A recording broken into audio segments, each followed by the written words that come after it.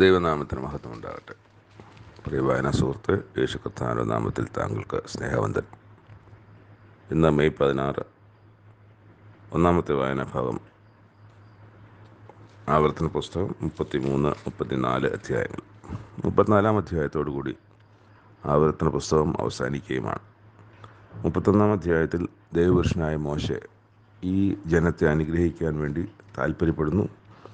അങ്ങനെ അവരെ അനുഗ്രഹിക്കുകയും ചെയ്യുന്നു. അനുഗ്രഹിക്കുന്നതിന് മുമ്പ് അവരോട് പറഞ്ഞത്, യഹോവ സീനായിൽ നിന്ന് വന്നു, അവർക്ക് സെയീരിൽ ഉദിച്ചു, പാരാൻ പർവ്വതത്തിൽ നിന്ന് വിളങ്ങി, ലക്ഷോപലക്ഷം വിശുദ്ധന്മാരുടെ അടുക്കൽ നിന്ന് വന്നു, അതായത് ദൈവദൂതന്മാരുടെ അടുക്കൽ നിന്ന് വന്നു.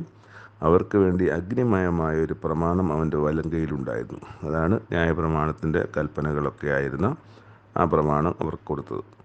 അതെ, അവൻ ജനത്തെ സ്നേഹിക്കുന്നു. അവൻ്റെ സകല വിശുദ്ധന്മാരും തൃക്കൈയിലിരിക്കുന്നു.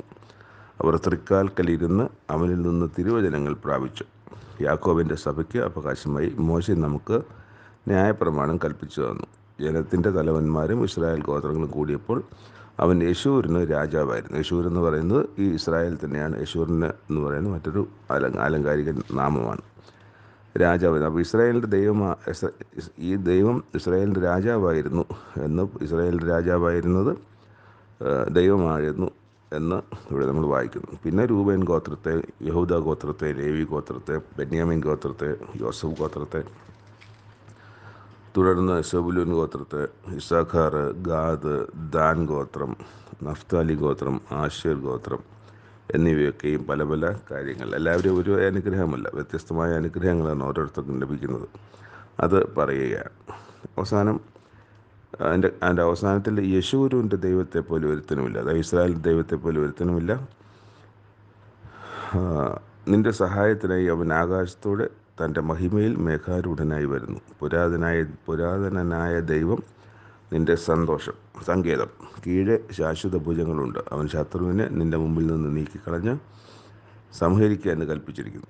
അങ്ങനെ അവസാനം പറയുകയാണ്, യഹോവയാൽ രക്ഷിക്കപ്പെട്ട ജനമേ, അവൻ നിൻ്റെ സഹായത്തിന് പരിചയം, നിൻ്റെ മഹിമയുടെ വാളുമാകുന്നു. നിൻ്റെ ശത്രുക്കൾ നിന്നോട് അനുസരണം നടിക്കും, നീ അവരുടെ ഉന്നതങ്ങളിൽ നടകൊള്ളും. 33-ാം അധ്യായം അവിടെ അവസാനിക്കുന്നു. അങ്ങനെ 34-ാം അധ്യായം നമ്മൾ ആരംഭിക്കുന്നത്, അപ്പം മോശയോട് ദൈവം പറഞ്ഞല്ലോ, നീ പിസ്ഗ മലമുകളിൽ നെഗോ പർവ്വതത്തിൽ കയറി ഞാൻ ഇസ്രായേൽ മക്കൾ കൊടുക്കുന്ന ദേശം നീ കാണും എന്ന് പറയാം. അപ്പം അങ്ങനെ അവിടെ കയറി ആ ദേശം അത്ര ഈന്ത നഗരമായ യെരിഹോവിൻ്റെ താഴ്വീതി മുതൽ സോവാർ വരെയുള്ള സമഭൂമിയും മനശ്ശെയുടെയും നഫ്താലിയുടെ ദേശവും കടലും, അതായത് പടിഞ്ഞാറ് മെഡിറ്ററേനിയൻ മഹാസമുദ്രവും ഒക്കെ കാണിച്ചു. അബ്രഹാമിനോട്, ഇസ്ഹാക്കിനോടും യാക്കോബിനോടും ഞാൻ നിൻ്റെ സന്തതിക്ക് കൊടുക്കും എന്ന് സത്യം ചെയ്ത ദേശം ഇതുതന്നെ. ഞാനത് നിൻ്റെ കണ്ണിന് കാണിച്ചു തന്നു, എന്നാൽ നീ അവിടേക്ക് പോകുകയില്ല. അങ്ങനെ അത് കഴിഞ്ഞിട്ട് മോശ അവിടെ വെച്ച് അദ്ദേഹം മോവാബ് ദേശത്ത് വെച്ച് മരിച്ചു. അങ്ങനെ അവർ ബേത്പയോരിനെതിരെയുള്ള താഴ്വരയിൽ അദ്ദേഹത്തെ അടക്കി. എങ്കിലും ഇന്നുവരെയും എവിടെയാണ് ഇത് കുഴിച്ചു വന്നിട്ടിരിക്കുന്നതെന്ന് കൃത്യമായിട്ട് ആർക്കും അറിഞ്ഞുകൂടാത്ത വിധത്തിലായി കാര്യങ്ങൾ. മോശ മരിക്കുമ്പോൾ അവൻ 120 വയസ്സായിരുന്നു. അവൻ്റെ കണ്ണു മങ്ങാതെയും അവൻ്റെ ദേഹം ബലം ക്ഷയിക്കാതെയും ഇരുന്നു. ഇസ്രായേൽ മക്കൾ മോശയെക്കുറിച്ച് 30 ദിവസം കരഞ്ഞു, വിലാപം നടത്തി.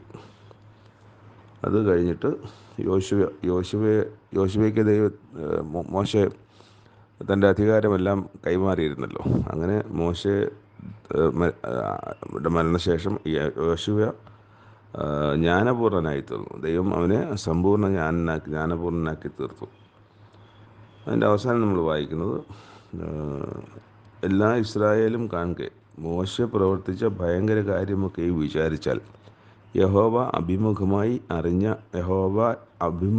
അറിഞ്ഞ മോശയെപ്പോലൊരു പ്രവാചകൻ ഇസ്രായേലിൽ പിന്നെ ഉണ്ടായിട്ടില്ല. അവർ ദൈവമായിട്ട് അഭിമുഖമായി അറിഞ്ഞ ഒരു പ്രവാചകനെക്കുറിച്ചാണ്, ഒരു മനുഷ്യനെക്കുറിച്ചാണ്, ഒരു ദൈവവിശ്വാസിയെക്കുറിച്ച്, ഒരു ഭക്തനെക്കുറിച്ചാണ് ഇവിടെ പറയുന്നത്. അത് മോശയല്ലാതെ മറ്റൊരാൾ ഇസ്രായേലിൽ ഉണ്ടായിട്ടില്ല എന്നാണ് ദൈവം പറയുന്നത്. അങ്ങനെ ഒരു വളരെ ദീർഘമായ ഒരു അധ്യായം ഇവിടെ അവസാനം. ഒരു ദിവസം കൊണ്ട് പറഞ്ഞു തീരുന്ന കാര്യങ്ങളെല്ലാം മോശ ഇവിടെ തൻ്റെ ജനത്തോട് പറഞ്ഞു. എത്രയോ ദിവസങ്ങളെടുത്ത് ആണ് ഈ കാര്യങ്ങളൊക്കെ പറഞ്ഞത്. പിന്നെയും ഒരു മാസം മോശയുടെ വിലാപത്തിനായി ഒരു മാസം. അപ്പം പിസ്ഗ കൊടുമുറിയിൽ മോവാബ് സമഭൂമിയിൽ എത്രയോ നാളുകൾ, മാസങ്ങളോളം അവിടെ മോവാബ് സമഭൂമിയിലുണ്ടായിരുന്നു. അതിനുശേഷമാണ്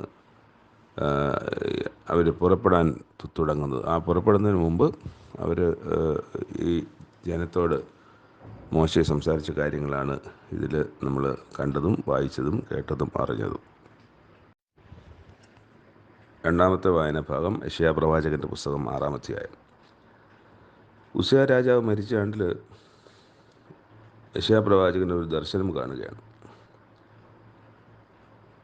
അവിടെ സിംഹാസനത്തിൽ കർത്താവ് ഇരിക്കുന്നതായും സാറാഫുകൾ അവന് ചുറ്റും നിന്ന് ഓരോരുത്തരും 6 ചിറകുണ്ടായിരുന്ന സാറാഫുകൾ അവിടെ നിന്ന് പറയുന്നതായിട്ട്, സൈന്യങ്ങളുടെ യഹോവ പരിശുദ്ധൻ പരിശുദ്ധൻ പരിശുദ്ധൻ, സർവ്വഭൂമിയും അവൻ്റെ മഹത്വം കൊണ്ട് നിറഞ്ഞിരിക്കുന്നു എന്ന് ആർക്കുന്ന ശബ്ദവും കേട്ടു. അത് കഴിഞ്ഞിട്ട് അനന്തരം ഞാൻ ആരെ അയക്കേണ്ടു, ആർ നമുക്ക് വേണ്ടി പോകും എന്ന് ചോദിക്കുന്ന കർത്താവിൻ്റെ ശബ്ദം കേട്ടിട്ട്, അടിയനെ അയക്കണമേ എന്ന് ഞാൻ പറഞ്ഞു, യെശയ്യാ പ്രവാചകൻ പറഞ്ഞതായിട്ടാണ്. അപ്പോൾ അവൻ അരുളി ചെയ്തത്, നീ ചെന്ന് ഈ ജനത്തോട് പറയേണ്ടത്, നിങ്ങൾ കേട്ടുകൊണ്ടിട്ടും തിരിച്ചറിയുകയില്ല, നിങ്ങൾ കണ്ടുകൊണ്ടിട്ടും ഗ്രഹിക്കുകയുമില്ല. ഈ ജനം കണ്ണുകൊണ്ട് കാണുകയോ ചെവി കൊണ്ട് കേൾക്കുകയോ ഹൃദയം കൊണ്ട് ഗ്രഹിക്കുകയോ മനസ്സെറിഞ്ഞ് സൗഖ്യം പ്രാപിക്കുകയോ ചെയ്യാതെ ഇരിക്കേണ്ടതിന് നീ അവരുടെ ഹൃദയം തടിപ്പിക്കുകയും അവരുടെ ചെവി മന്ദമാക്കുകയും അവരുടെ കണ്ണടച്ചു കളയുകയും ചെയ്യുക. കർത്താവെ, എത്രത്തോളം എന്ന് ഞാൻ ചോദിച്ചതിന് അവൻ, പട്ടണങ്ങൾ നിവാസികളില്ലാതെയും വീടുകൾ ആളുകളില്ലാതെയും ശൂന്യമായി ദേശം തീരെ പാഴായിപ്പോവുകയും യഹോവ മനുഷ്യരെ ദൂരത്തകറ്റിയിട്ട് ദേശത്തിൻ്റെ നടുവിൽ വലിയൊരു നിർജ്ജന പ്രദേശം ഉണ്ടാകുകയും ചെയ്യുവോളം തന്നെ എന്നുത്തരം പറഞ്ഞു. അതിൽ ഒരു ദശാംശമെങ്കിലും ശേഷിച്ചാൽ അത് വീണ്ടും നാശത്തിനിരയായിത്തീരും. എങ്കിലും കരിമരവും കരുവേലവും വെട്ടിയിട്ടാൽ അവയുടെ കുറ്റി ശേഷിച്ചിരിക്കുന്നത് പോലെ വിശുദ്ധ സന്തതി ഒരു കുറ്റിയായി ശേഷിക്കും. അപ്പോൾ ഇവിടെ ഈ യഹൂദജനത്തിന് വരാനിരിക്കുന്ന നാശത്തെ സംബന്ധിച്ച് പറയുന്ന ഒരു ദർശനമാണ് അദ്ദേഹം കാണുന്നത്. അപ്പോൾ അത് എത്രത്തോളം എന്ന് പറയുന്ന ഒരു മറുചോദ്യം ദൈവത്തോട് ചോദിച്ചു. ദൈവമേ, അത് എത്രത്തോളം കാലത്തേക്കാണ്, അല്ലെങ്കിൽ എന്നവരത്തേക്കാണ് എന്ന് ചോദിക്കുന്നുണ്ട്. അപ്പോൾ അതിനാണ് ഉത്തരം പറയുന്നത്. അങ്ങനെ എന്ന് ഉത്തരം പറഞ്ഞു. ദൈവത്തിൻ്റെ ഉത്തരവും ലഭിച്ചു. അതിൽ ഒരു ദശാംശമെങ്കിലും ശേഷിച്ചാൽ അത് വീണ്ടും നാശത്തിനിരയായിത്തീരും. അതിൽ മിച്ചം വന്നാൽ വീണ്ടും അത് നാശത്തിനിരയായി. നാശത്തിന് സമ്പൂർണ്ണ നാശമാണ് ഈ പറയുന്നത്. എങ്കിലും കരിമരവും കരുവേലവും വെട്ടിയിട്ടാൽ അവയുടെ കുറ്റിയിൽ ശേഷിച്ചിരിക്കുന്നത് പോലെ വിശുദ്ധ സന്തതിയിൽ കുറ്റിയായി ശേഷിക്കും. അതിൻ്റെ തെളിവാണ് ഇസ്രായേൽ ഇന്നും ഈ ദേശത്തുള്ളത്. 2000 വർഷത്തോളം അവിടെ ഇസ്രായേൽ ഇല്ലായിരുന്നു. അവർ ലോകത്തിലെ നാനാഭാഗങ്ങളിൽ നാനാ രാജ്യങ്ങളിൽ അവർ ചിതറിപ്പാർക്കുകയായിരുന്നു. തമ്മിൽ പോലും ബന്ധമില്ല, കമ്മ്യൂണിക്കേഷനില്ല. പോയവരെങ്ങോട്ട് പോയി അതൊന്നും അറിയില്ല. അന്നത്തെ തലമുറ, 1-ാം നൂറ്റാണ്ടിൽ ഓടിപ്പോയ തലമുറ അവർ പലയിടങ്ങളിൽ ഓടിപ്പോയി. ബന്ധുക്കൾ തമ്മിൽ അറിയാൻ നിവൃത്തിയില്ല. അന്നത്തെ കമ്മ്യൂണിക്കേഷൻ നിവൃത്തിയില്ല. കിട്ടിയ വള്ളത്തിലും ഒക്കെ കയറി അവിടെ എങ്ങോട്ടൊക്കെ പോയി. ലോകത്തിൻ്റെ എല്ലാ ഭാഗങ്ങളിലും ചെന്ന് താമസമായി. എല്ലാ രാജ്യങ്ങളിലും ചിതറിപ്പോയി. അങ്ങനെ ശൂന്യമായി ഇല്ലാതായി തീർന്ന, അതായത് ഇവിടെ പറയുന്നത് അത് ഒരു ദശാംശമെങ്കിലും ശേഷിച്ചാൽ അതും നാശത്തിന് സമ്പൂർണ്ണ നാശമാണ് ഇസ്രായേലിനുണ്ടായത്. അവിടെയാണ് ദൈവം വീണ്ടും അവരെ നട്ടത്, അതേ ദേശത്ത് തന്നെ. കരുവേല പൂർണ്ണമായി വെട്ടി നശിപ്പിച്ചാൽ പോലും അതിൽ നിന്നൊരു കുറ്റിയെങ്കിലും മുളച്ചു വരും എന്ന് പറയുന്നത് പോലെ. അപ്പോൾ ദൈവത്തിൻ്റെ ജനമാണ്. അത് ആരെ നശിപ്പിക്കാൻ വിചാരിച്ചാലും നശിക്കുകയില്ല. അത് നശിപ്പിക്കണമെങ്കിൽ ദൈവം തന്നെ വിചാരിക്കണം. അതുവരെയും അത് ഈ ഭൂമിയിൽ കാണും എന്നുള്ളതിൻ്റെ തെളിവാണ് 2000 വർഷങ്ങൾക്ക് ശേഷം ഇസ്രായേൽ വീണ്ടും അതേ സ്ഥലത്ത് ഒരു രാജ്യമായി മാറിയത്. മൂന്നാമത്തെ വായനാഭാഗം കൊലോസ്യർക്ക് എഴുതിയ ലേഖനം 3-4 അധ്യായങ്ങൾ.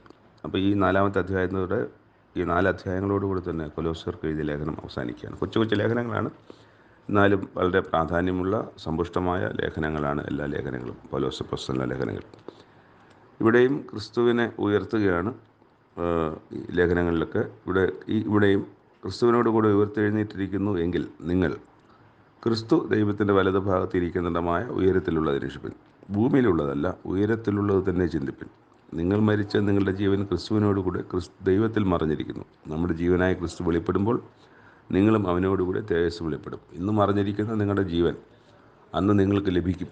അത് ക്രിസ്തു നിങ്ങൾക്ക് തരും. ക്രിസ്തുവിലൂടെ ദൈവം അത് നിങ്ങൾക്ക് തരും. അപ്പോൾ അങ്ങനെ ഈ വക എന്നിട്ട് ദുർനടപ്പ്, അശുദ്ധി, അതിരാഗം, ദുർമോഹം, വിഗ്രഹാധന ആരാധന ഇങ്ങനെയുള്ള ആ, നിങ്ങളുടെ അവയവങ്ങളെ കൊല്ലുവാനാണ് പറയും, ശരീരത്തിലെ അവയവങ്ങളെ.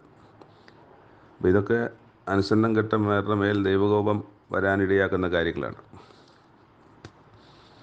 നിങ്ങൾ പഴയ മനുഷ്യനെ അവൻ്റെ പ്രവർത്തികളോടുകൂടി ഉരിഞ്ഞു കളഞ്ഞ് തന്നെ സൃഷ്ടിച്ചവൻ്റെ പ്രതിമ പ്രകാരം. ആരാണ് പ്രതിമ? ക്രിസ്തുവാണ് പ്രതിമ.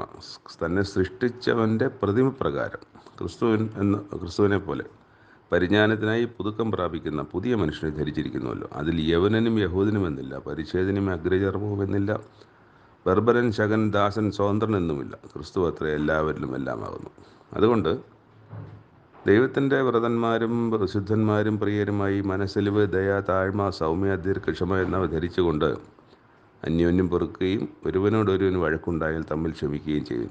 അതിന് കഴിയുന്നുണ്ടോ എന്നുള്ളത് നമ്മൾ ചിന്തിക്കണം. നമ്മൾ തമ്മിൽ ഈ സഹോദരങ്ങൾ തമ്മിൽ എന്തെങ്കിലും ഇഷ്യൂ ഉണ്ടാകുമ്പോൾ, അല്ലെങ്കിൽ എന്തെങ്കിലും സൗന്ദര്യപ്പിണക്കം ഉണ്ടാകുമ്പോൾ, ഉണ്ടാകാൻ പാടില്ല, പിന്നാണ് ഉണ്ടാകുമ്പോൾ എന്ന് പറയുന്നത്. അങ്ങനെ ഉണ്ടാകാതിരിക്കുക എന്നാണ്. അപ്പോൾ സ്നേഹത്തിൻ്റെ റിസൾട്ട് എന്ന് പറയുന്നിടത്ത് ഈ പറഞ്ഞ ഒന്നും ഉണ്ടാകത്തില്ല എന്നുള്ളത് 100% ഉറപ്പായ കാര്യമാണ്. നന്ദിയുള്ളവരായി ഇരിപ്പിൻ. സങ്കീർത്തനങ്ങളാലും സ്തുതികളാലും ആത്മീയ ഗീതങ്ങളാലും തമ്മിൽ പഠിച്ചും ബുദ്ധി ഉപദേശിച്ചും നന്ദിയോടെ നിങ്ങളുടെ ഹൃദയങ്ങളിൽ ദൈവത്തിന് പാടിയും ഇങ്ങനെ ക്രിസ്തുവിൻ്റെ വചനം ഐശ്വര്യമായി സകല ജ്ഞാനത്തോടും നിങ്ങൾ വസിക്കട്ടെ. പിന്നെ താഴെ ഒരു കാര്യം പറഞ്ഞിരിക്കുന്നത്, തൊട്ട് താഴെ, വാക്കിനാലോ ക്രിയയാലോ എന്ത് ചെയ്താലും സകലവും കർത്താവ് യേശുവിൻ്റെ നാമത്തിൽ ചെയ്തും അവൻ മുഖാന്തരം, അവനിലൂടെ, ത്രൂ ഹിം എന്നാണ് ഇംഗ്ലീഷിലത്, അവനിലൂടെ പിതാവായ ദൈവത്തിന് സ്തോത്രം പറഞ്ഞുകൊണ്ടിരിപ്പീൻ. പിന്നെ നമ്മൾ കാണുന്നത്, ഭാര്യമാരെ നിങ്ങൾ ഭർത്താക്കന്മാർ കർത്താവിൽ ഉചിതമാവണ്ണം നിങ്ങൾ കീഴടങ്ങി ജീവിക്കാനാണ് പറയുന്നത്. ഭർത്താക്കന്മാരെ നിങ്ങളുടെ ഭാര്യമാരെ സ്നേഹിക്കുക എന്നും പറയുന്നുണ്ട്. നിങ്ങളുടെ മക്കൾ അധൈര്യപ്പെടാതിരിക്കേണ്ടതിന് അവരെ കോപിപ്പിക്കരുത്, മക്കളെ കോപിപ്പിക്കരുത് എന്ന് പിതാക്കന്മാരോട് പറയുന്നുണ്ട്. യജമാനന്മാരെക്കുറിച്ച് പറയുന്നുണ്ട്. നിങ്ങൾക്കും സ്വർഗത്തിൽ യജമാനുണ്ട് എന്നറിഞ്ഞ് ദാസന്മാരോട് നീതി ന്യായവും ആചരിക്കുക. അപ്പം ദാസൻ യജമാൻ റിലേഷൻഷിപ്പിനെ കുറിച്ചും അവിടെ പറയുന്നുണ്ട്. പ്രാർത്ഥനയിൽ അത് 4-ാമത്തെ അധ്യായത്തിലാണ് ഞാൻ ഈ യജമാന്മാരോട് പറയുന്ന പ്രസ്താവന വായിച്ചത്.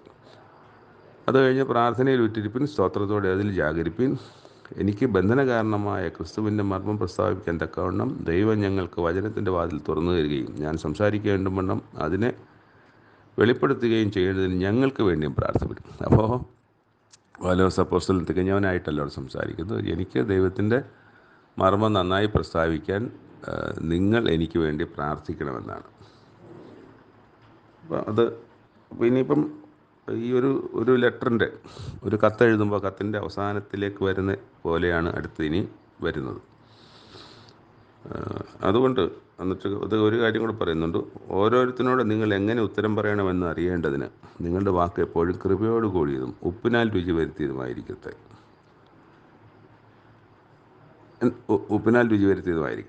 അപ്പോൾ ഉപ്പ് എന്ന് പറയുന്നത്, ഉപ്പിൻ്റെ ഒരു സ്വഭാവം പറയുന്നുണ്ട്. ഉപ്പ് കാരമില്ലാതെ പോയാൽ എന്തിനു കൊള്ളാം, അത് ചവിട്ടിക്കളയാനേ കൊള്ളാം. ഉപ്പിൻ്റെ വേറൊരു പ്രത്യേകതയാണ്, അത് പ്രിസർവേറ്റീവാണ്, സംരക്ഷിക്കുന്ന സാധനമാണ്. അതാണ് ഉപ്പ്. അപ്പോൾ ഇവിടെ നമ്മൾ ഉപ്പിനെ എന്തായിട്ട് കണക്കാക്കാൻ വേണമെങ്കിൽ, അങ്ങനെ സംരക്ഷിക്കപ്പെടുന്ന സംഗതി ഇവിടെ വചനമാണ്, ദൈവത്തിൻ്റെ വചനമാണ്. ദൈവത്തിൻ്റെ വചനത്താൽ രുചി വരുത്തിയതുമായിരിക്കട്ടെ എന്നാണ്. അങ്ങനെ ഒരു ആശയത്തിലും അതിനെടുത്താലും തെറ്റില്ല. എൻ്റെ അവസ്ഥയൊക്കെയും കർത്താവിൽ പ്രിയ സഹോദരനും വിശ്വസ്ത ശുശ്രൂഷകനും സഹവൃത്തിനുമായ തിഹിക്കോസ് നിങ്ങളോട് പറയും. തിഹിക്കോസ് നിങ്ങളോട് വന്ന് എൻ്റെ അവസ്ഥയൊക്കെ അറിയും. ഒനേസിമോസ് എന്ന വിശ്വസ്തനും പ്രിയനുമായ സഹോദരനോടുകൂടി നിങ്ങളുടെ അടുക്കൽ അയച്ചിരിക്കുന്നു. ഇവിടുത്തെ അവസ്ഥ എല്ലാ അവസ്ഥയും അവർ നിങ്ങളോട് അറിയിക്കും. പിന്നെ ഓരോരുത്തരുടെയും പേര് പറയുകയാണ്.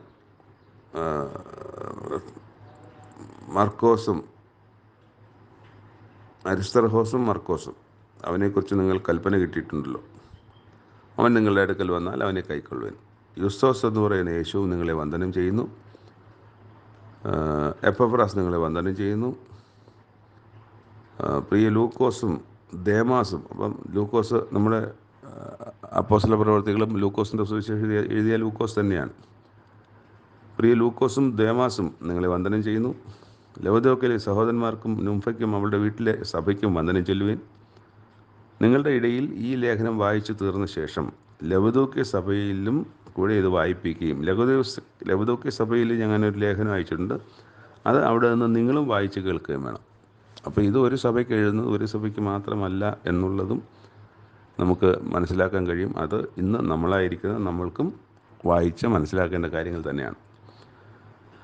എന്നിട്ട് അവസാനം എൻ്റെ സ്വന്തം കൈയാലെ നിങ്ങൾക്ക് വന്ദനം, എൻ്റെ ബന്ധനങ്ങളെ ഓർത്തുകൊള്ളുവാൻ കൃപ നിങ്ങളോടുകൂടി ഇരിക്കട്ടെ. അപ്പോൾ ഓർത്തുകൊള്ളുവാൻ എന്ന് പറയുന്നത് നിങ്ങൾ ഓർത്ത് നിങ്ങളുടെ ജീവിതം ക്രമീകരിക്കുകയും നന്നാക്കുകയും വേണം. അതുപോലെ നിങ്ങളത് ഓർത്ത് എനിക്ക് വേണ്ടി പ്രാർത്ഥിക്കുകയും ചെയ്യണം. അങ്ങനെയുള്ള കാര്യത്തോടു കൂടിയാണ് ഈ ശക്തമായ ഒരു ലേഖനം അല്ലെങ്കിൽ ഒരു എഴുത്ത്, കൊലോസ്യ സഭയ്ക്ക് വേണ്ടിയുള്ള എഴുത്ത്, ലോകത്തിലെ സകല ദൈവമക്കൾക്ക് വേണ്ടി, ദൈവവിശ്വാസികൾക്ക് വേണ്ടിയുള്ള എഴുത്ത് ഇവിടെ അവസാനിക്കുന്നത്. നന്ദി. 3 ഭാഗങ്ങൾ ഇവിടെ അവസാനിക്കുന്നു. നാളെ പുതിയ ഭാഗമായിട്ട് നമുക്ക് വീണ്ടും കാണും വരെ നമുക്ക് ദൈവകരങ്ങളിൽ സംരക്ഷിതരായിരിക്കാം.